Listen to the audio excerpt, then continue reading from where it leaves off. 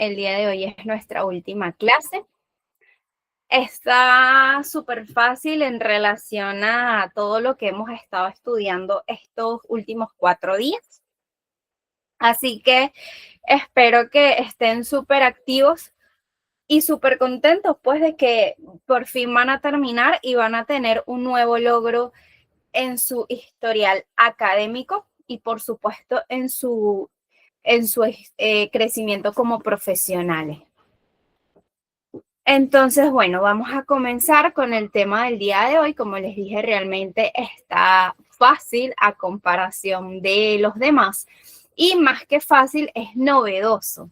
Es algo que que quizás no conocen del área de la farmacia, porque, bueno, siempre nos identificamos más que todo en simplemente el uso de los medicamentos que hoy en día ya conocemos. Pero realmente la industria farmacéutica, así como todas las industrias que engloban el crecimiento industrial del mundo, también se actualiza. Entonces hay cosas que quizás no vemos, pero que sí existen o están por existir. Y esa es la vanguardia del día de hoy que vamos a estar estudiando y conociendo todo lo que implica esta nueva era tecnológica que también agarró ya la parte farmacológica, ¿verdad? Y todos los beneficios que podemos lograr y obtener en base a esta nueva actualidad que estamos viviendo todos con la tecnología, que ya está yendo mucho más allá de lo que estábamos conociendo. Y resulta bastante beneficioso si se usa con el objetivo que se debe de usar y de forma segura. Entonces, el día de hoy vamos a estar hablando de seguridad y actualización en la farmacología clínica. Y bueno, ya nuestra última clase, clase número 5. Entonces, la seguridad, más que todo, es como ya hemos visto en todas estas clases anteriores, es resguardar la seguridad del paciente, porque los medicamentos no se ingieren o no se administran con un fin para hacer mal a la persona que está ingiriendo este medicamento, sino que, bueno, su objetivo principal es obtener un beneficio de ello. Entonces, pero como hemos estado estudiando, también sabemos que todos los medicamentos tienen efectos secundarios o reacciones adversas, las cuales evidentemente no son los objetivos que queremos lograr al administrar dicho medicamento. Sin embargo, existen y hay que combatirlos, ¿no? Y de eso se trata, pues, dar seguridad en un medicamento al paciente. Y esa seguridad no solo viene desde la farmacia, desde esa industria que creó ese fármaco. No, la seguridad también viene desde la persona que te lo está vendiendo, que te lo está dando, y la persona que te lo está administrando, la persona que te lo está recetando. Porque todo es un global. Puede ser que la industria farmacéutica, el laboratorio, lo hizo todo excelentemente bien con ese medicamento, cumplió con todos sus reglamentos, pero resulta que quien me lo recetó mal. Ese medicamento no sirve para el beneficio que yo quiero obtener. Sin embargo, fui a la farmacia y me lo vendieron y no me dijeron absolutamente nada, no me preguntaron para qué, no me preguntaron de cuántos miligramos, me vieron con cierta condición y sin embargo me vendieron este medicamento. Yo lo estoy tomando. Ah, se lo está tomando.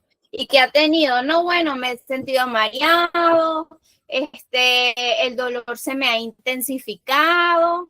Entonces, bueno, nada, aquí estoy. Ay, fue quizás a donde, no sé, a un especialista para que se lo administrara. Sí, sí fui, pero tampoco me dijo nada. Incluso tuve una reacción así que me salieron unas pepitas en la piel, pero bueno, no pasó nada, sigo tomándome mi medicamento. Entonces, todas esas cadenas de personas que influyen, donde el paciente se debe sentir seguro, también abarcan la seguridad. No es simplemente la creación del fármaco, sino que va mucho más allá. Y como hemos estudiado en todas estas clases, sabemos que a pesar de que se estudia el fármaco de forma global y podemos tener unos efectos secundarios de forma global para ese fármaco, sabemos que hay especificaciones de la genética de cada persona que me puede condicionar que ese fármaco varíe en sus efectos adversos y en sus efectos secundarios, ¿verdad? Vamos a revisar, no sé, ok, se están uniendo. Se me escucha con interferencia. Ok, ¿aún se me escucha con interferencia? ¿O ya está bien? Ok, perfecto. Sigo entonces. Entonces, bueno, en eso básicamente va la seguridad. Y la actualización en farmacología, bueno, un poquito de la introducción que di antes. La industria farmacéutica no se queda atrás de las actualizaciones tecnológicas que estamos teniendo y desarrollando día tras día en el mundo entero. Entonces, los medicamentos mejoran la salud y las probabilidades de supervivencia de una persona y de una amplia variedad de afecciones patológicas. Sin embargo, ninguna sustancia está exenta de estos efectos farmacéuticos y de los riesgos que puedan existir. Es por ello que de la farmacología deriva una rama que se le denomina farmacovigilancia. Y es un poquito de lo que hemos hablado de la seguridad.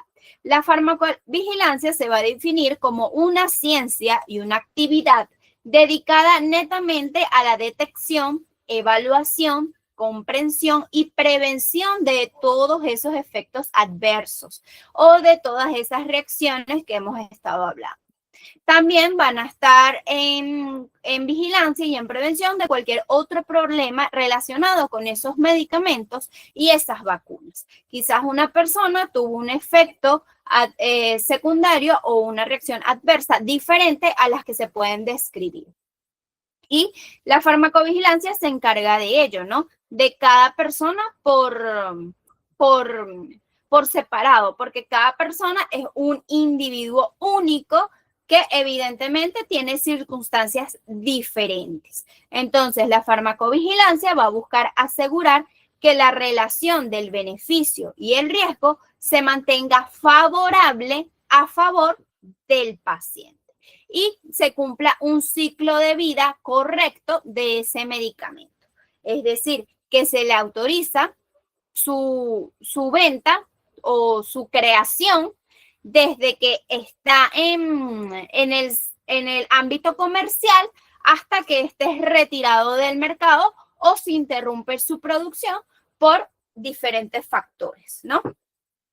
Tenemos entonces que el objetivo de la farmacovigilancia es mejorar la salud pública y la seguridad en relación al uso de esos medicamentos.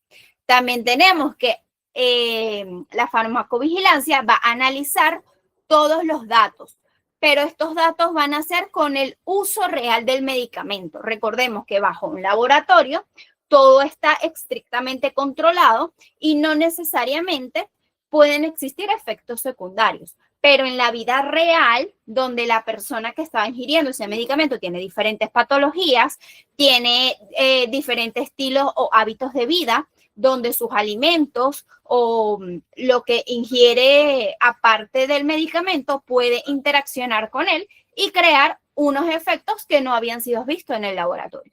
Así como también va a prevenir todos estos problemas y promover el uso seguro y racional de los fármacos, que fue lo que vimos en la clase pasada. La farmacovigilancia va a comprender diversas actividades de salud pública, de análisis y de gestión. Estos riesgos van a contribuir al uso racional de estos medicamentos. Así, las actividades netas de la farmacovigilancia vienen dadas en la identificación del efecto, la cuantificación a cuántas personas estoy afectando y la evaluación continua que tiene esa población en general y por qué ese fármaco está produciendo esos efectos negativos en los pacientes. Los ensayos clínicos previos a la comercialización incluyen muy pocos pacientes y son demasiado cortos. Esos ensayos son demasiado cortos para poder detectar todos los efectos secundarios y todas las reacciones adversas que pueden afectar en la salud pública del hábitat del paciente y evidentemente en la seguridad de cada uno de ellos. Además, los ensayos clínicos se realizan en entornos, como dije, controlados, con estrictas normas y reglas, que en la vida real o en la clínica habitual no existe esa normativa tan estricta. Entonces, eso va, perdón, a reducir la capacidad de detectar las reacciones adversas medicamentosas. La seguridad debe evaluarse continuamente durante todo el ciclo de la vida de ese fármaco, desde que se está desarrollando en el laboratorio hasta que se sale del mercado, porque pueden existir otros efectos diferentes que no se hayan estudiado antes. Entonces, la farmacovigilancia tiene unas funciones. Entre ellas está la detección de los efectos adversos, que identifica todos esos efectos no deseados e imprevistos que pueden ocurrir incluso al usar un medicamento que se use de forma correcta, ¿no? Porque, no solo porque se usan de forma incorrecta los medicamentos pueden existir estas variantes, sino por muchas otras circunstancias. También su función está en evaluar los riesgos, analizar la información recopilada para determinar si los efectos adversos son lo suficientemente graves como para requerir una acción. Ejemplo, incluir una advertencia dentro de las instrucciones del medicamento, limitar el uso de ciertos grupos de pacientes o incluso retirar al fármaco del mercado. También tenemos lo que es la prevención de los riesgos, que es implementar medidas para mitigar los riesgos de ese fármaco que están siendo identificados, como también emitir alertas a la población, alertas de seguridad. Tenemos otra función como comprender los problemas de la seguridad, investigar y comprender los problemas que pueden surgir con el uso inadecuado de estos medicamentos, así como también la dependencia de los medicamentos y el abuso o los errores en su posología. Y por último, la promoción del uso seguro. Fomentar uso seguro y racional de los medicamentos para proteger así la salud pública. Pero, ¿cómo funciona la farmacovigilancia? Bien, la farmacovigilancia tenemos que tener en cuenta que todas estas reacciones adversas pueden ser reportadas por los profesionales de la salud, por ustedes, por mí, por cualquier persona. También puede ser reportada por personas que ingirieron ese medicamento, por personas que no tengan nada que ver con el ámbito de la salud y por la ciudadanía en general, a través de portales web o de formularios en línea, o directamente usted va donde el médico que se lo recetó y le indica. Y estos médicos tienen la labor, el deber de hacer un informe escrito notificando pues toda la historia de este medicamento y cuál fue la reacción que causó.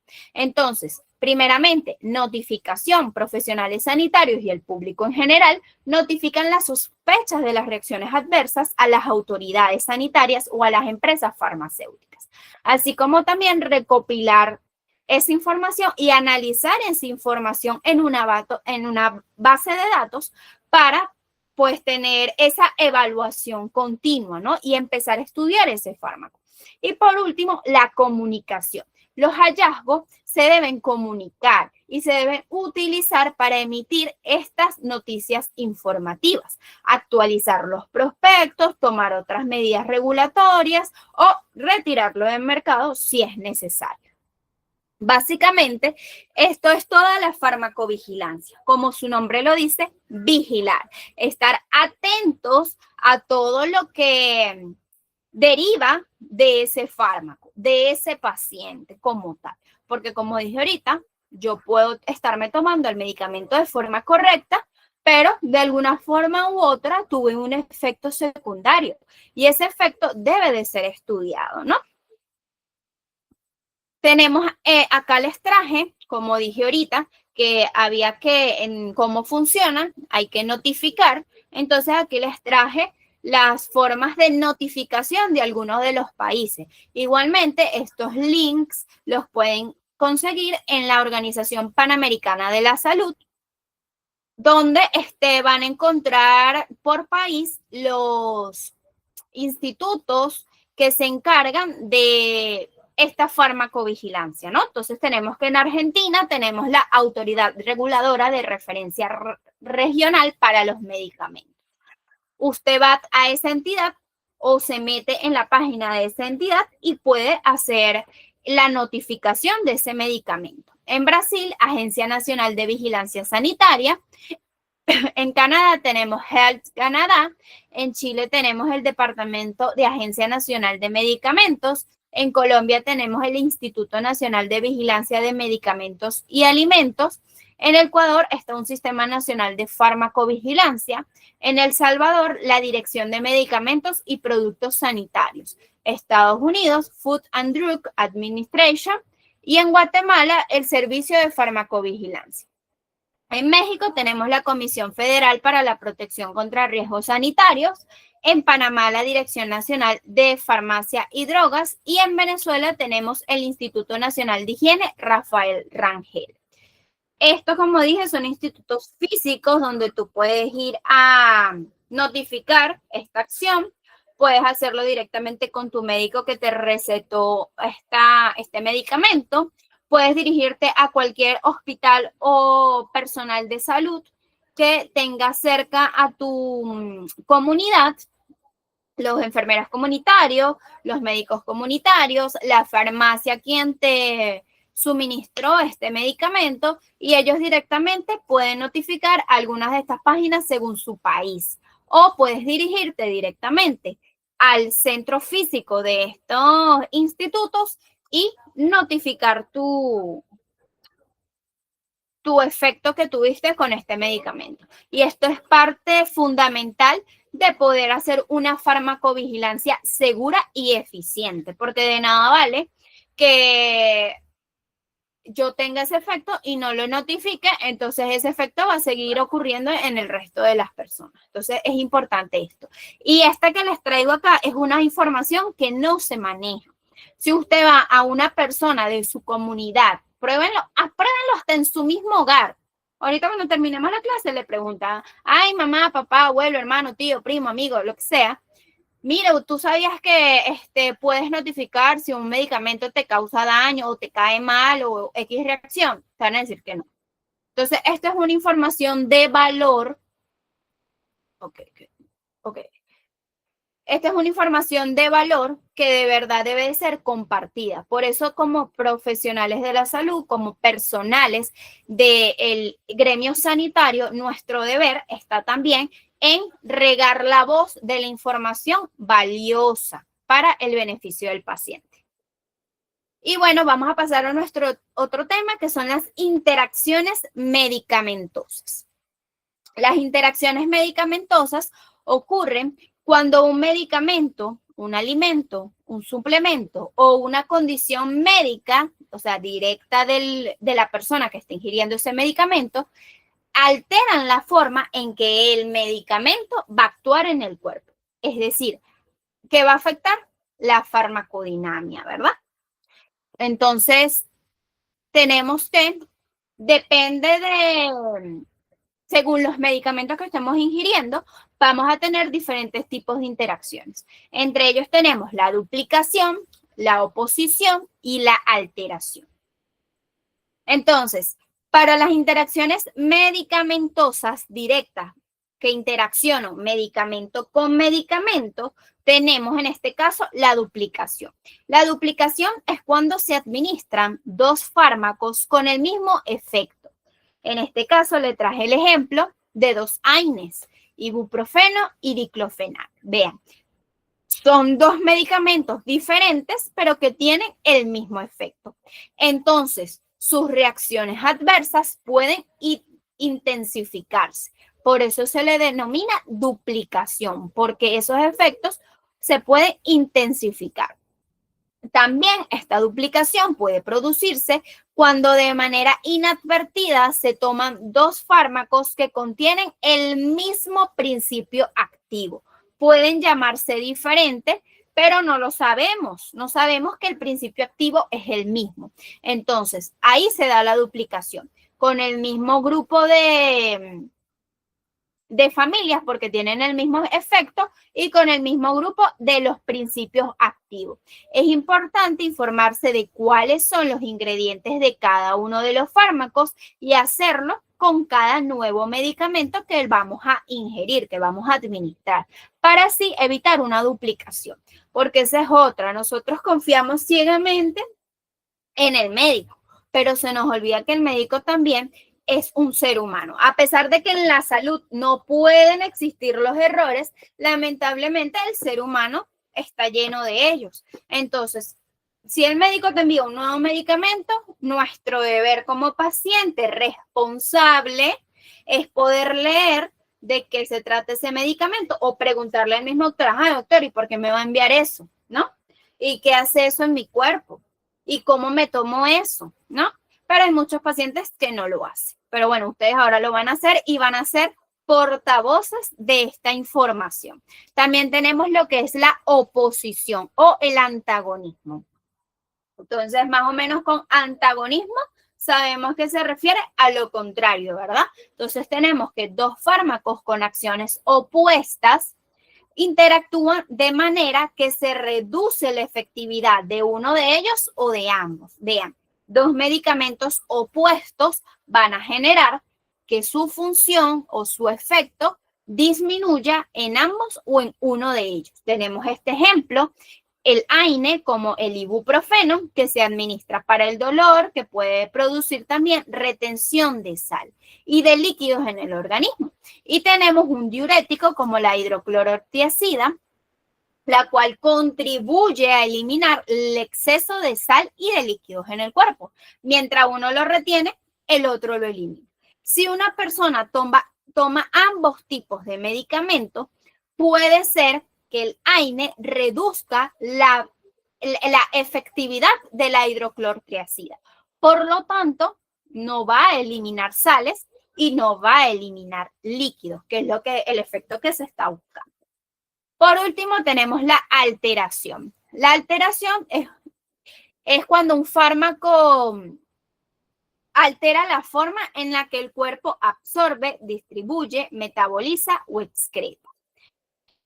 Más que todo, aquí entran los del tracto gastrointestinal, porque ellos se encargan, como vimos en la clase pasada, un poco rápido, pero lo vimos, de minimizar, inhibir, reducir y cambiar el pH del estómago para bajar la intensidad de los ácidos gástricos.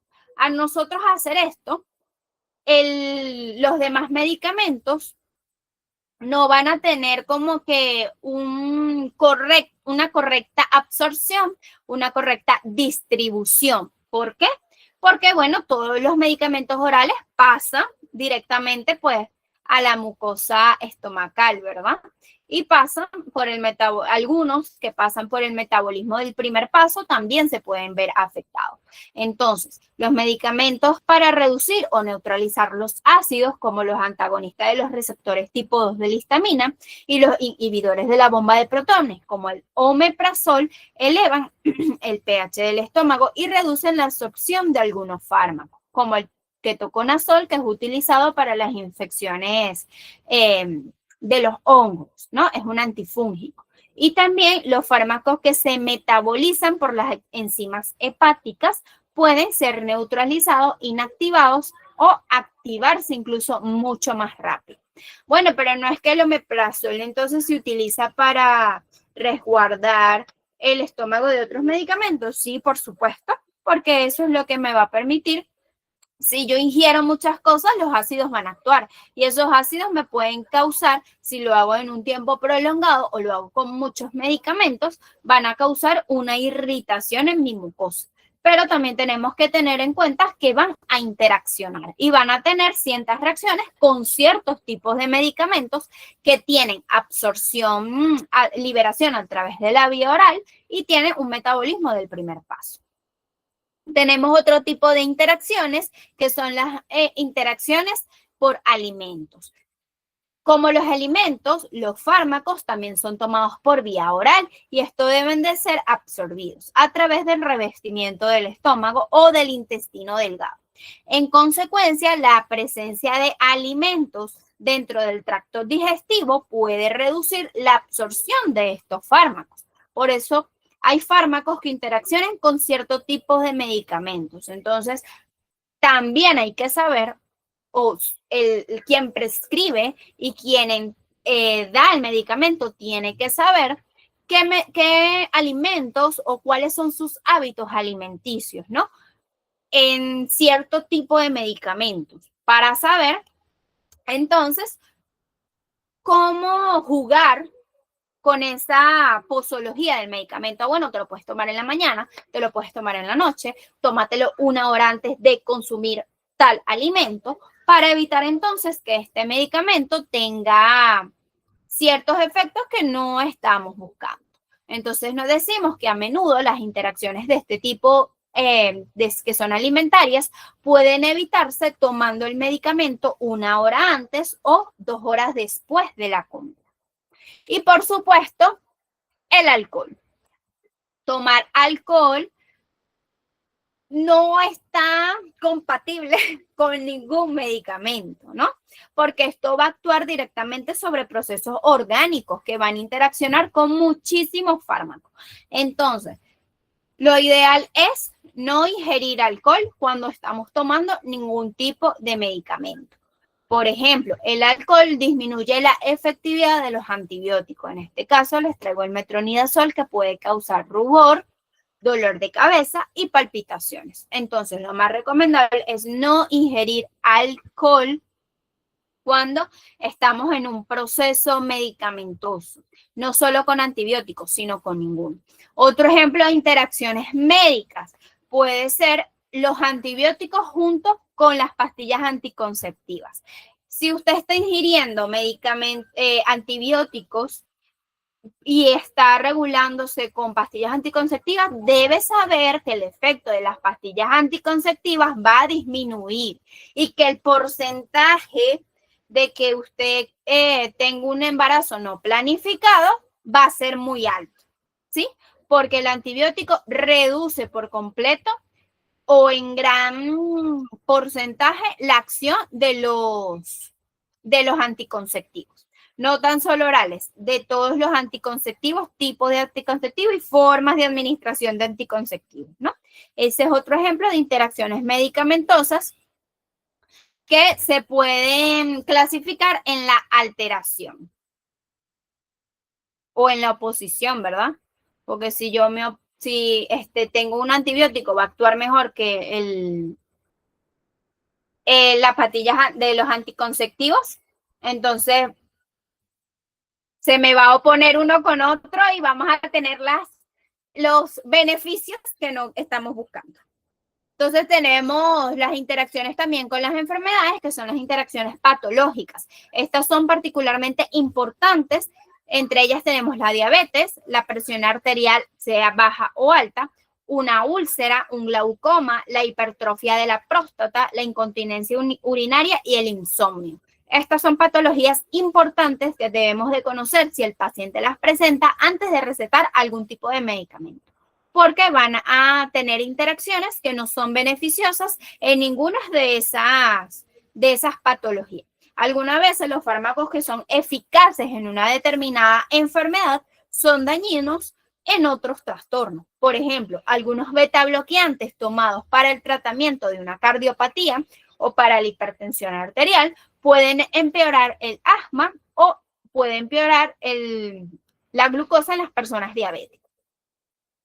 Entonces, hay que saber y hay que conocer este tipo de patología. Ejemplo, en el insomnio, si damos medicamentos somníferos, o sea, podemos tener una reacción muy, muy fuerte, ¿verdad? Entonces hay que conocer la historia clínica del paciente, básicamente. No solo la persona que los va a recetar, sino también quien los va a suministrar y quien los va a administrar.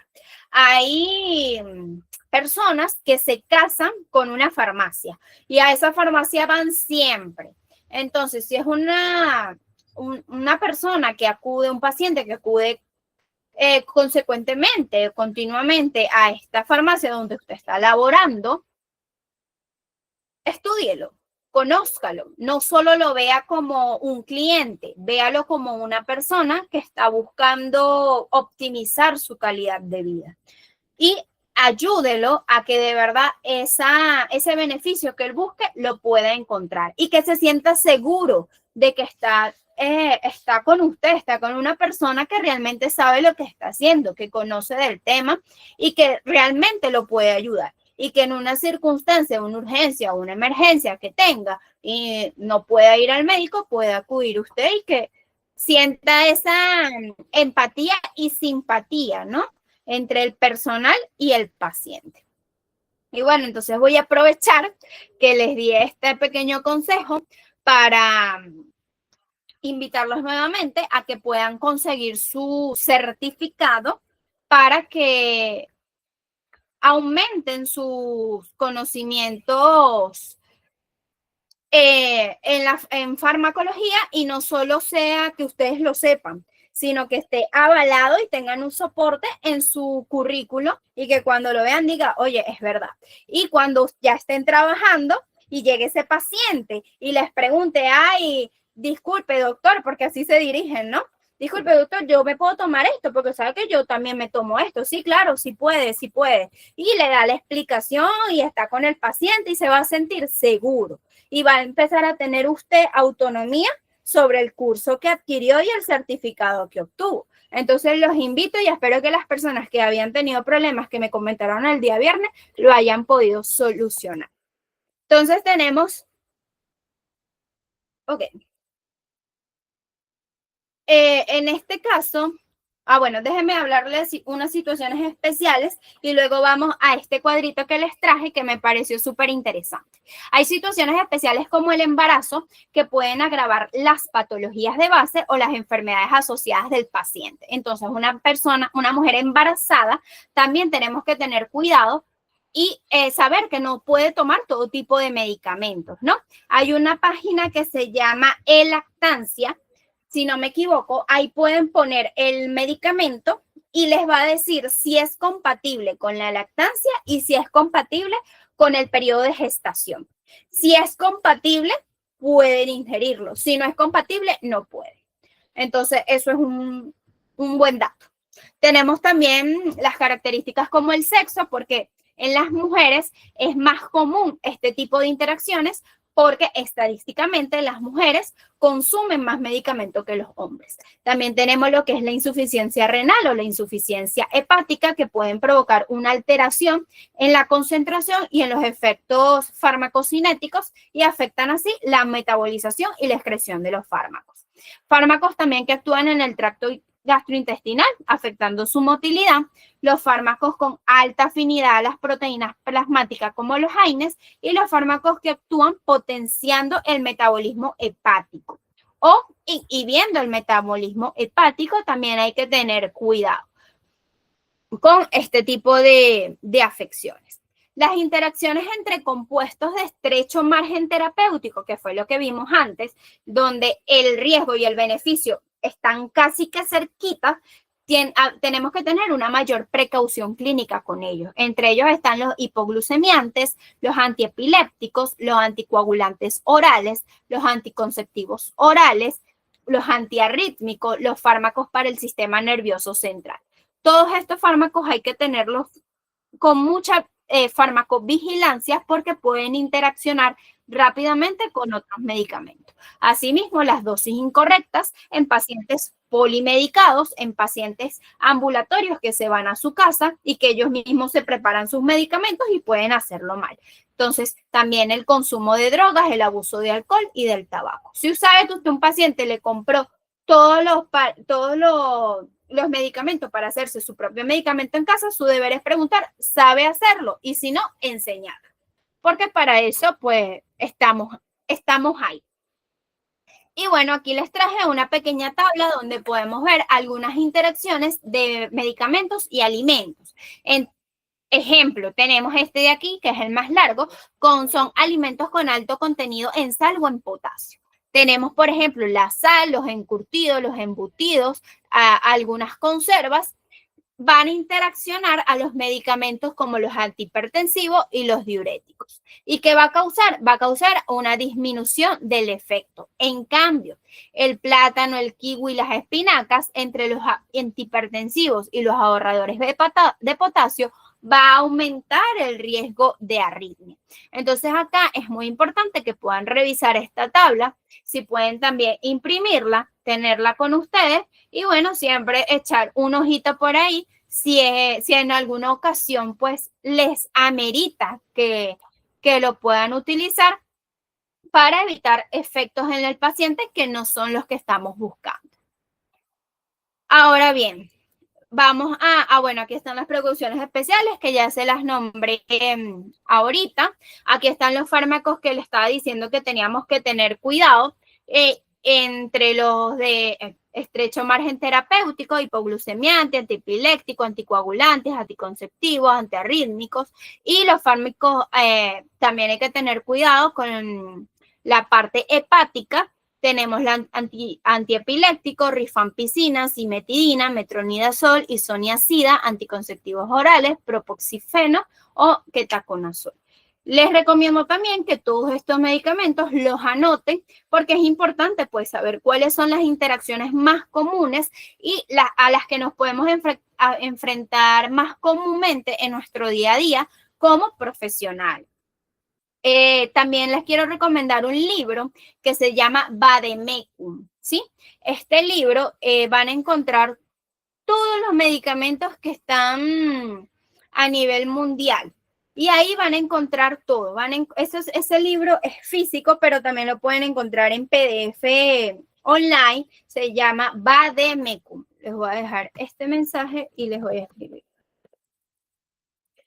Ahí van a encontrar farmacocinética, farmacodinamia, reacciones adversas, efectos secundarios, posologías, indicaciones, tipos de enfermedades, van a encontrar si es compatible o no es compatible con el embarazo, con la lactancia, van a encontrar las dosis para los pacientes que tienen patologías hepáticas y renales y bueno, ahí van a encontrar todo sobre ese medicamento. En el libro no van a encontrar como que todas sus presentaciones, pero en la forma online sí van a encontrar. Si colocan omeprazol, les va a salir todas las presentaciones que hay de omeprazol con todos sus, si es endovenoso, si es intramuscular, si es bioral, si es de 40, si es de 20, si es de 10, cuáles son sus nombres genéricos, cuáles son sus nombres comerciales. Ahí le va a salir todo.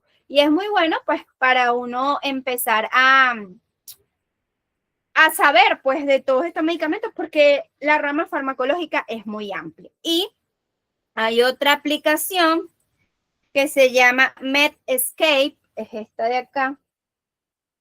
No se ve. Bueno, Medscape, que ahí también pueden conseguir, van a colocar los nombres de los medicamentos y le va a dar si tiene o no interacción. Entonces, datos súper importantes a tener en cuenta. Bueno, para mí súper importantes, porque como digo, la farmacología es muy amplia y no todos conocemos todos los medicamentos, ¿verdad? Entonces, bueno.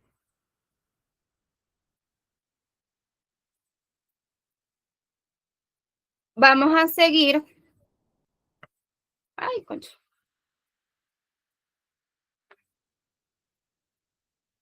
Con las innovaciones. Ay, se me fue. Con las innovaciones medicamentosas. Tenemos que revolucionar el desarrollo de los fármacos con la inteligencia artificial y el aprendizaje automático.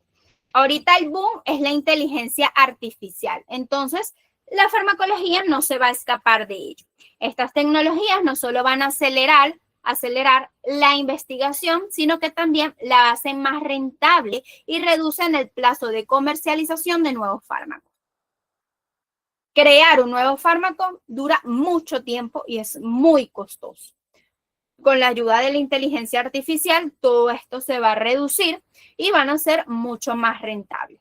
La inteligencia artificial y el aprendizaje automático son fundamentales para poder transformar los procesos de descubrimiento y desarrollo de todos los fármacos. Tenemos, por ejemplo, la inteligencia artificial en modelos predictivos. Estos se están utilizando tecnologías como las redes neuronales de la inteligencia artificial para predecir los resultados de las interacciones farmacológicas antes de que comiencen los ensayos físicos, lo que va a acortar significativamente los plazos de desarrollo y mejora los perfiles de seguridad. Si la IA me predice, no, mira, estos medicamentos te pueden dar estos efectos. Es más, ya no necesito hacer experimentos en un futuro un poco lejano, no vamos a necesitar hacer experimentos ni con animales ni con personas, porque la inteligencia artificial, a través de su tecnología neuronal, me va a dar la información que yo estoy tratando de conseguir con este tipo de experimentos. También tenemos las vacunas del ARN mensajero. El éxito de las vacunas del ARN mensajero comienza con la era del COVID-19. Esto ha impulsado el éxito de esta tecnología en otras enfermedades que no habían sido quizás atacadas, como el cáncer, el Zika y las enfermedades autoinmunes. No sé si han visto una información que está corriendo por ahí que hay una nueva vacuna del cáncer. Evidentemente siguen estudios, pero la vacuna del COVID-19, porque fue un desencadenante, porque esa vacuna se creó demasiado rápido. A pesar de que decimos de que en la farmacología las cosas duran muchos años, la vacuna del COVID salió rapidísimo y fue gracias a las tecnologías del ARN mensajero. ¿Por qué? Porque su mecanismo utiliza un desencadenante de respuesta inmunitaria rápido que va directamente en el núcleo. Y esto ha demostrado una plataforma bastante versátil para un rápido desarrollo y despliegue de todas esas vacunas. Preparan el sistema inmunitario para conocer y destruir esas células cancerosas. Recordemos que también los medicamentos sobre el cáncer actúan en todo el cuerpo, células buenas y malas. La idea es que esto actúen solo en las células malas, ¿no? Tenemos ahora en los medicamentos. El futuro está en no usar blister, en no usar esos prospectos larguísimos, esas hojas larguísimas de todos esos efectos que traen los medicamentos. No, tenemos la era de fármacos personalizados, de sensores digeribles, de píldoras inteligentes y de prospectos en 3D. ¿Por qué ni blister ni prospecto? Así serán los medicamentos del futuro. La industria del medicamento va a avanzar hacia el futuro para mejorar la experiencia del paciente, con fármacos totalmente personalizados y con un mayor protagonismo de la tecnología. El diseño de los sensores digeribles, de las píldoras inteligentes e impresas en 3D van a mejorar la eficacia de los fármacos. La nanotecnología ha experimentado un asombroso desarrollo que ha permitido fabricar todos estos medicamentos y todos estos sensores digitales para favorecer su absorción retardada y por lo tanto aumentan su efectividad. Evidentemente esto todavía no está a la venta, están haciendo ensayos, están haciendo experimentos, pero es algo que ya está puesto en la mesa. Desde hace años los laboratorios preparan tratamientos oncológicos de alta toxicidad y trabaja en el diseño de píldoras y otros elementos de transporte que sean capaces de trasladar el medicamento e inocularlo directamente sobre el tumor para minimizar todas las afecciones sobre el resto de todos los tejidos sanos. Por su parte, las píldoras inteligentes van a liberar un medicamento en forma temporizada y así evitar el olvido. Imagínense esas personas que no consumen pastillas anticonceptivas porque se les olvida cuándo tomar. Con tomarte esta píldora inteligente, que es básicamente la visión que tienen, una vez esta píldora va a liberar este principio activo en el tiempo que sea necesario. Si yo lo necesito cada 5 horas, pues cada 5 horas se libera el porcentaje del principio activo para poder actuar. Y ya tú te olvidas de estarte tomando la pastilla cada 5 horas. Ese es el futuro de la farmacología. También tenemos las muestras en 3D, que en la actualidad pues ya existe una empresa que trabaja para poder comercializar en poco tiempo todas estas píldoras impresas en 3D con determinadas propiedades medicinales. Y quién sabe si es posible que este tipo de tecnología sea una de las principales características para esa farmacia del futuro. Tenemos en otra categoría los ensayos in silico. Estos son pacientes que en una computadora programada con todos los síntomas de la misma enfermedad, con todas las características fisiológicas y fisionómicas. Y es interesante porque es la exploración, es decir, aquellas pruebas que el paciente se realice, todo va a quedar en una computadora. Y a partir de ahí nos va a dar como que el mejor medicamento que necesito o de una forma personalizada, el mejor tratamiento que necesito para tratar exactamente esa afección que tiene el paciente, porque lo vamos a hacer de forma personalizada. Este tipo de ensayos podrían llegar a desembarcar los ensayos en animales, como le estaba diciendo ahorita, y los ensayos en personas, minimizando los efectos secundarios porque se realiza por cada persona, por cada ser humano. El trabajo de los algoritmos en la inteligencia artificial sobre datos masivos obtenidos de miles de personas no solo va a permitir la mejoría de los tratamientos médicos, sino que también se va a personalizar y desarrollar fármacos mucho más efectivos contra muchas enfermedades.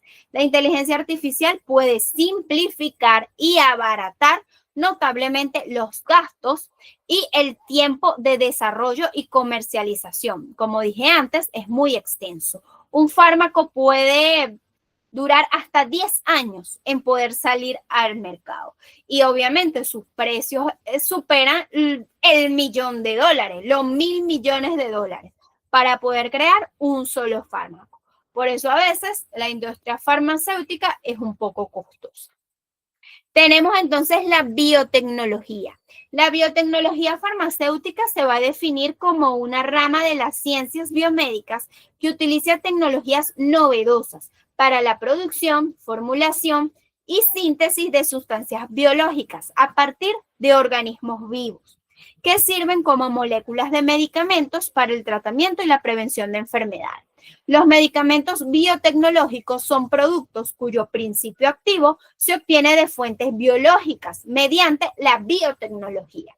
Esto puede ser a partir de células modificadas genéticamente, puede ser de animales, puede ser de plantas, puede ser de bacterias, etc. Viene de un organismo vivo, de un organismo biológico, pero se extraen sus moléculas complejas que a diferencia de los medicamentos de síntesis químicas creados en un laboratorio, no pueden ser replicados de forma absoluta y de forma exacta. Y estos son complejos y costosos de producir. Los medicamentos de origen biológico, solo de origen biológico, se producen mediante mecanismos mucho más sencillos. La biotecnología usa información genética y tecnológica especial para que las células actúen como una fábrica de sustancias, para luego convertirlas así en un medicamento. El desarrollo de un fármaco va a requerir casi una década. Los investigadores pues necesitan acceso a la información fidedigna para poder formular de forma temprana un producto. Existen numerosos desafíos tecnológicos aún a los cuales enfrentarse y a los cuales evadir, pero sin duda alguna esto se busca resolver. Y por supuesto, el objetivo siempre va a ser dar una mejor atención a ese paciente para que mejore su calidad de vida. Entonces, bueno, vamos a abrir paso a este debate de preguntas, ¿no? Entonces, vamos a abrir paso a este debate de preguntas. Déjenme ver si les puedo abrir el micrófono para que puedan hablar. O bueno, me escriben también, los voy a leer. Entonces, bueno, la clase de hoy ya pueden hablar o escribir. la clase de hoy realmente es muy interesante porque hay cosas que no todos conocemos, no todos sabemos. Quizás hay cosas que ustedes tampoco conocían. Entonces es algo que es muy interesante, la verdad, leerlo, investigarlo, saberlo y ser portavoces de eso, tener ese conocimiento extra para poder ayudar básicamente a las personas que no lo tienen. Se siente gratificante en algún punto cuando realmente aportas eso que tienes aquí, lo puedes exteriorizar y lo aportas, es bastante beneficioso. Eh, la otra no es una aplicación, bueno, sí lo puedes usar como una aplicación, se llama Bademecum. Ahí vas a encontrar todos los medicamentos. Medscape es para las interacciones y Bademecum es para todos los medicamentos.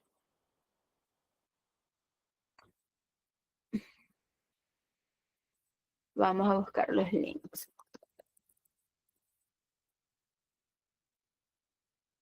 Hay otra aplicación que se las voy a dar de ñapita. De ñapita se dice como que de extra, que se llama Parenteral. Esta la uso mucho yo porque yo soy enfermera y ahí te dice cuáles medicamentos pueden ser administrados vía endovenosa, vía intramuscular, cuáles pueden ser vía oral, con qué solución deben de ser administrados, en qué tiempo deben de ser administrados. También les dice como que en cuanto de solución puede ser administrado. La otra, déjeme ver si la consigo aquí ya. Se llama lactancia, ¿verdad? Ok. Le voy a pasar este link. Este es el de Bademecum.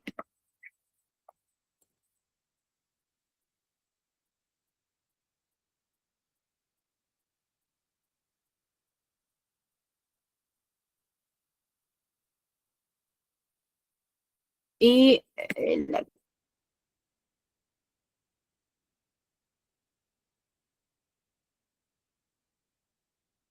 lactancia. En el Bademecum también pueden encontrar cuáles son compatibles con el embarazo y cuáles son compatibles con la lactancia. Y hepáticas. Bueno, vamos a ver si me carga aquí. Ok.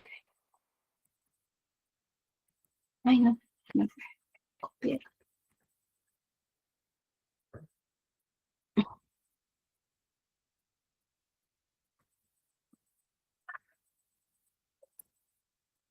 El alcapar y omeprazol. No, el alcapar no me suena mucho, pero creo que es algo referente a las diarreas. Me suena por ahí. Pero no, el omeprazol es un inhibidor de la bomba de protones. Entonces, él lo que va a hacer es básicamente inhibir la producción de ácido, ¿no? Pero a través de la bomba de protones. Y en este caso, alcapar, debe ser que aquí se conoce con otro nombre, no sé. Déjame, alcapar. Ok. No, ese es para, ¿cómo te explico? Actúa más como no sé si conoces la enterogermina. La enterogermina actúa como ¿cómo te digo? Ayuda a que las células parietales vuelvan a la vida.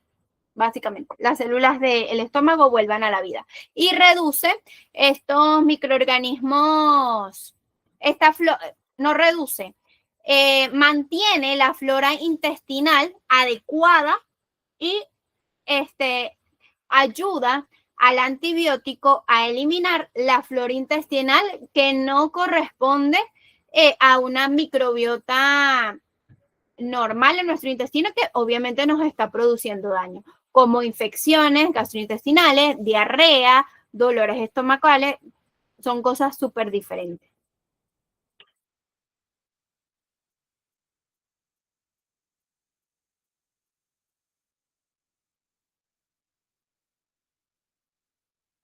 María José, esas preguntas en los grupos hay diferentes números de asesores de GCAP y ellos te pueden ayudar con toda esa información.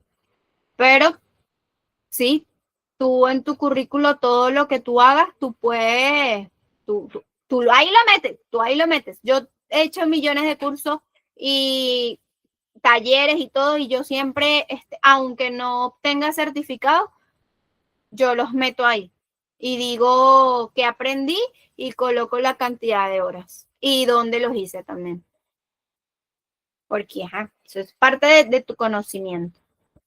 Pero en algunas instituciones profesionales te piden el aval. Entonces, por eso es importante tener el certificado.